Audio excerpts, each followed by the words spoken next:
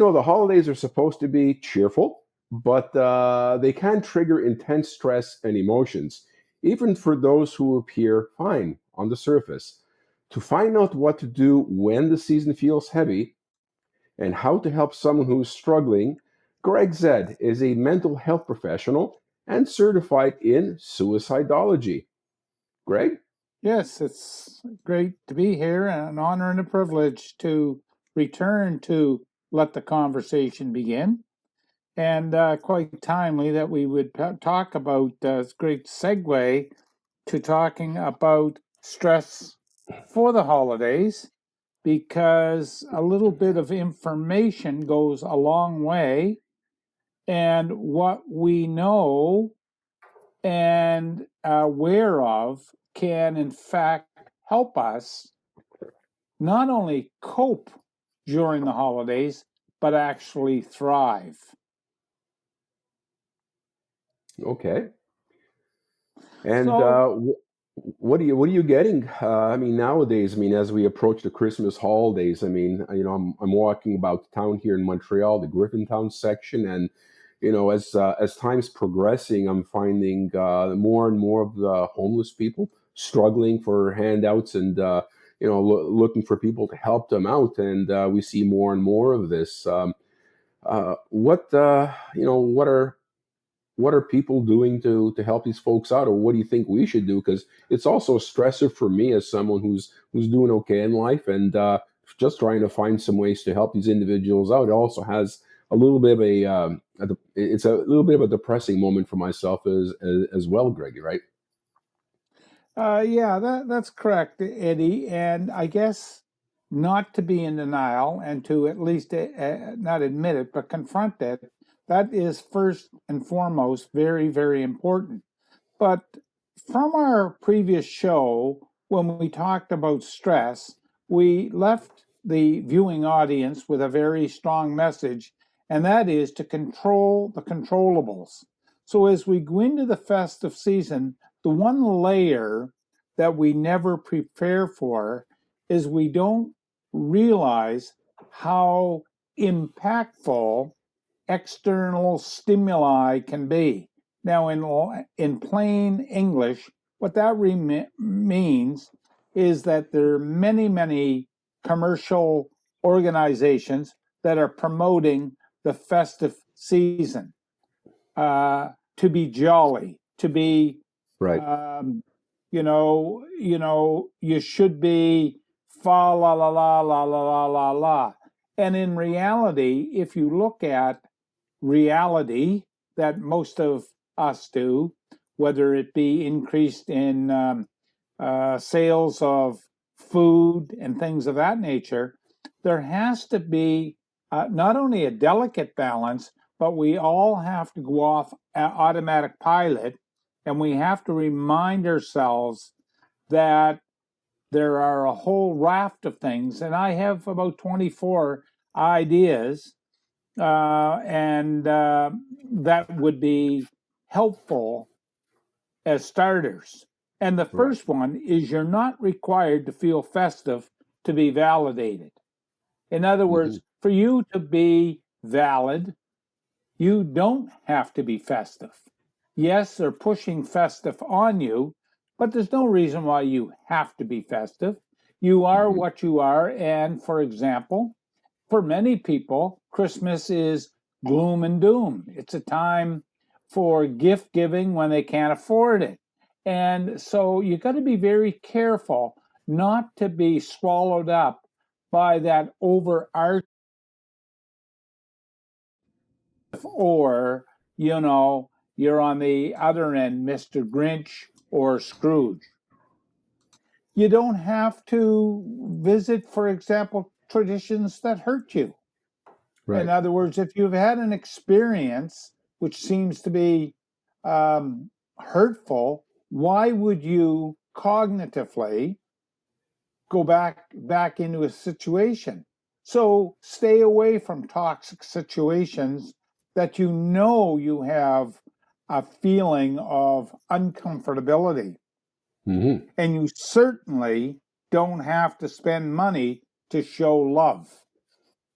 So there's the top three right off the bat in terms of people sort of feel, oh, gee, I got to do this, I got to do that. Mm-hmm. And even others have promoted giving handcraft things or something that's bought local or something, but not bend your pocketbook just to try to show love at a very narrow time and then get into a budget crunch in January where you get your bills in the mail and you can hardly see yourself seeing yourself beyond your see the end of your nose, for example, because you're in debt. Fourth one is your worth is not tied to a gift. In Right. other words, when you go out, if you're going to have a Yankee swap or whatever, you don't have to go and shoot for the stars. Most expensive gift going, what you try to do is you measure the gift with the relationship that you have and you plan accordingly. And in fact, you can create your own traditions, whatever tradition it may be. For example, my wife and I, and it was an Mm-hmm. interesting thing, my wife and I now have developed a bit of a tradition. Mass on Christmas Eve, we come home and we say, anyone that wants to drop by the house, we're going to be home, as opposed to feeding into six kids. When I first got married, was told when Christmas Eve was, where it was, and what time I had to be there. And yet I have a tradition that I've played Santa Claus for years and years and years. And I used to be stressed out because I was late for my family's get together on New Year or Christmas Eve. So I've created Mm-hmm. our own. Maggie and I have been married now 33 years. We have our own traditions. The Okay. other thing, too, is that gratitude and sadness can coexist. You can be sad, but you can also be grateful for, Mm-hmm. there's nothing wrong with it's not one or the other. They do coexist. So that's very important to get an emotional attachment to your emotions. Some people say, Mm-hmm. Jesus, I feel numb. I don't know what I feel. Well, it is possible to feel very grateful for the life that you have for the year ahead, and by times you can say, wow, wait till 2026, 2025 was rough. There's nothing wrong with that, to have that Mm-hmm. coexisting.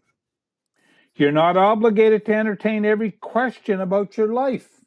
I mean, people want to get into, particularly on social, what are you up to?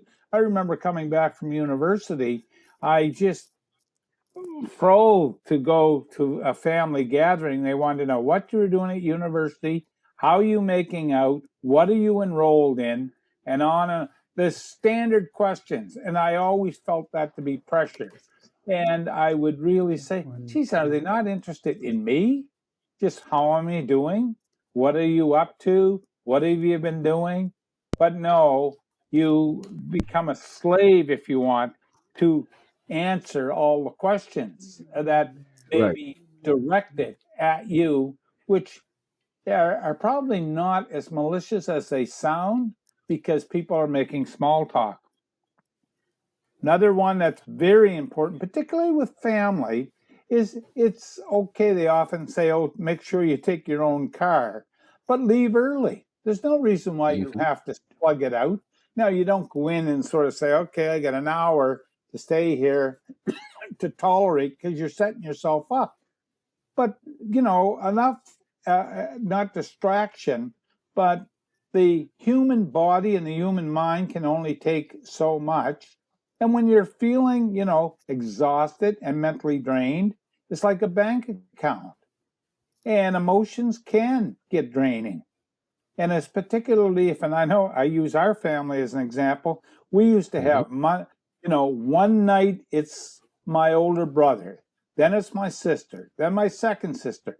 Well, how many times in a Christmas period do you have to visit family for 3 and 4 and 5 hours back to back to back to back. Overkill. It's totally overkill, and you don't have to go in there. You can go, you can say hello to everyone, make your conversation and whatever, and an hour or two is more than sufficient.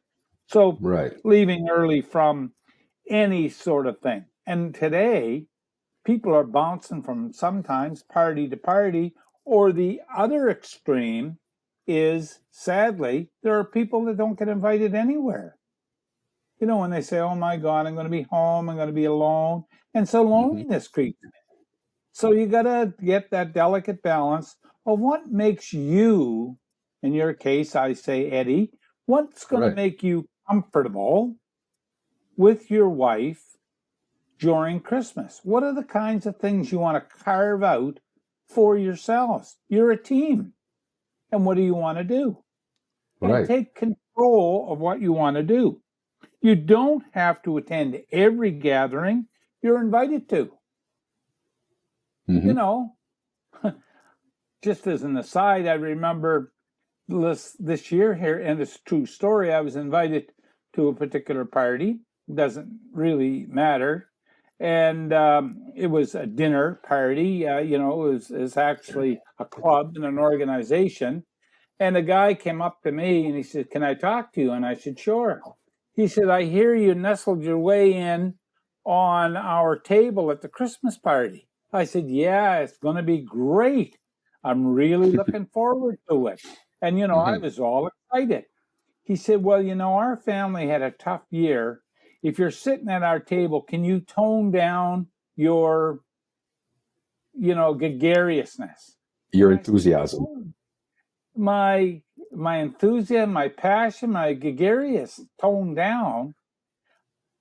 He just about told me, while he did not recognize it at the time, that you're really not wanted because, we're going there for a quiet evening with 150 other people. God only knows what he was expecting me to say Right. that would throw him off.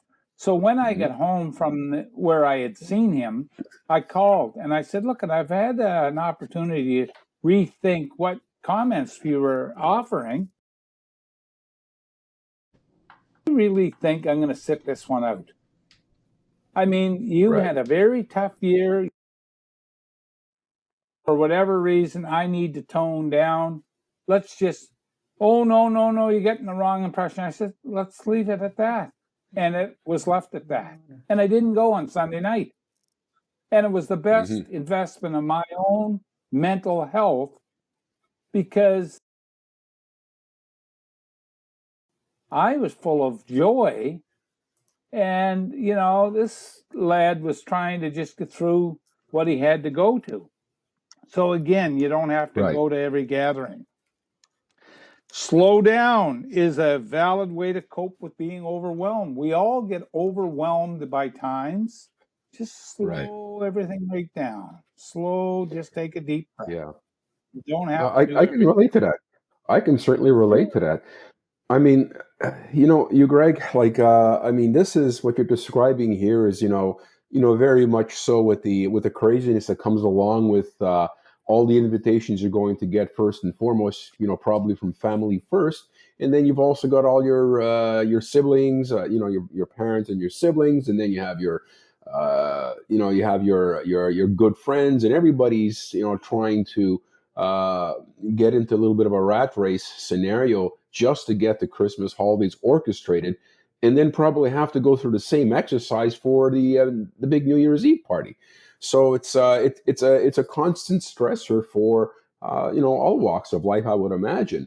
Um, the thing that No comes to question. mind, Greg, yeah, the thing that comes to mind, Greg, is you mentioned about us having to dodge various questions at the table and so on and so forth, which invariably will come, depending on the group you're with, large or small.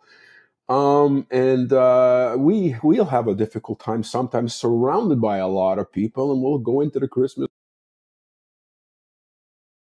downtrodden and not as upbeat as you'd like to be. You know what? And perhaps a social gathering is just what a lot of people might need to brighten their spirits during, whatever difficulties they had during the course of the year, to make them feel little bit better, surrounded by family and friends. So I would imagine it can be a very therapeutic exercise if you do actually make it to one of these activities. And I'm sure across your career, you come across individuals who really don't have family. They don't have any close friends, and I can't even imagine might be going through where they probably want to be part of a group and celebrate the holidays and into the new year. Um, what do you suggest to the individual that really doesn't have that social circle, that close social circle, and try to, is there any suggestions that you can make in terms of them enjoying their own company, what they can actually do to make the best out of this particular season? I'm sure you come across this very often. Yeah, that's a very, very difficult situation, and I'll go and step out of my comfort zone just for a second around the holidays and say many, many countries, particularly Australia, for example, are recognizing the whole role that loneliness plays in our life, and they've actually got a ministry of loneliness. So we have to capture the fact that Canadians from coast to coast can be, surprise, surprise, lonely. There are a lot of people who Right. have lost their spouse. So that speaks to the first point I was making about the season bringing mixed emotions. So not Right. everyone's got to be happy. The second thing that ties into what you're getting at is then if you're a bit of a loner to begin with, and you don't have a social circle, the 11 and a half or 11 3/4 of the month, therein lies the problem.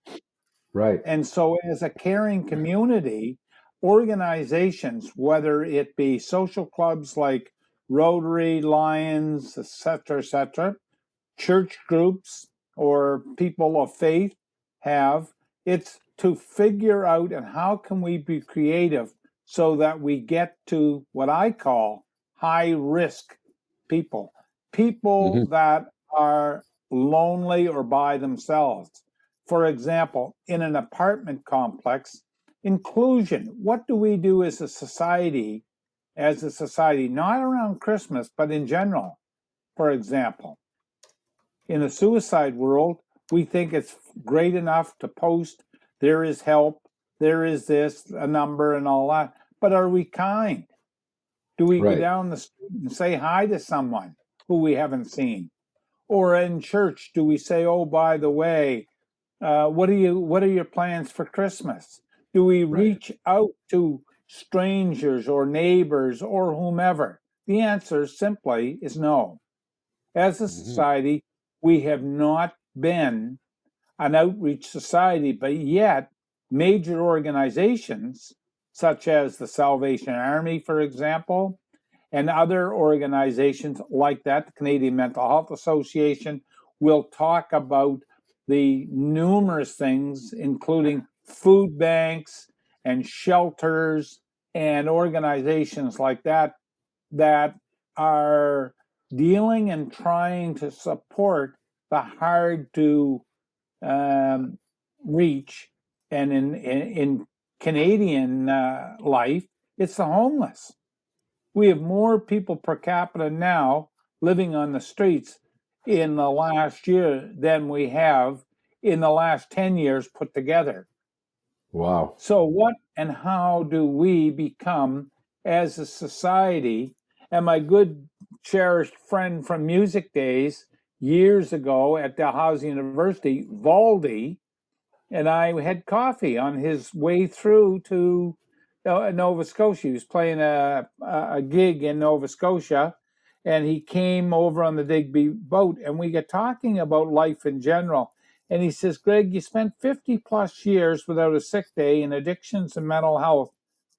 What was your biggest notice that you've seen over time? And what I said to him, and he was flabbergasted, that came out of me, I said, we have lowered our involvement of empathy. Mm-hmm. Empathy in whether it be public policy, it lacks empathy. It lacks empathy.